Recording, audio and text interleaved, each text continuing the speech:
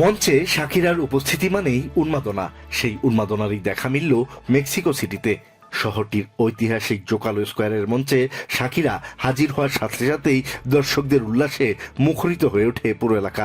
কালো সানগ্লাস খুলে শাকিরা দর্শকদের অভিবাদন জানানোর পর শুরু হয় এক অবিস্মরণীয় সঙ্গীত রজনী।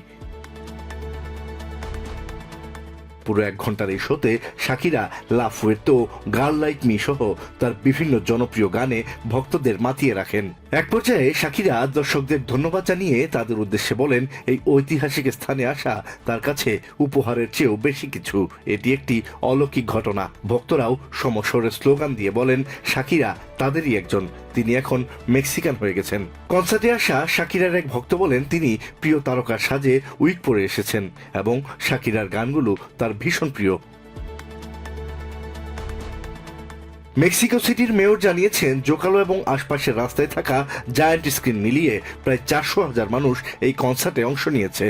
শুধু গান নয়, এই ইভেন্টটি স্থানীয় অর্থনীতিতেও বড় প্রভাব ফেলেছে। দেশটির ন্যাশনাল চেম্বার অব কমার্সের তথ্য অনুযায়ী এই কনসার্টের কারণে হোটেল এবং রেস্টুরেন্ট সহ স্থানীয় ব্যবসায় প্রায় 403 মিলিয়ন পেসো বা $23.2 মিলিয়ন লেনদেন হয়েছে।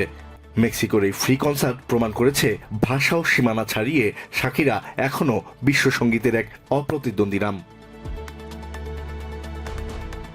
Asad real, TVN24 news desk.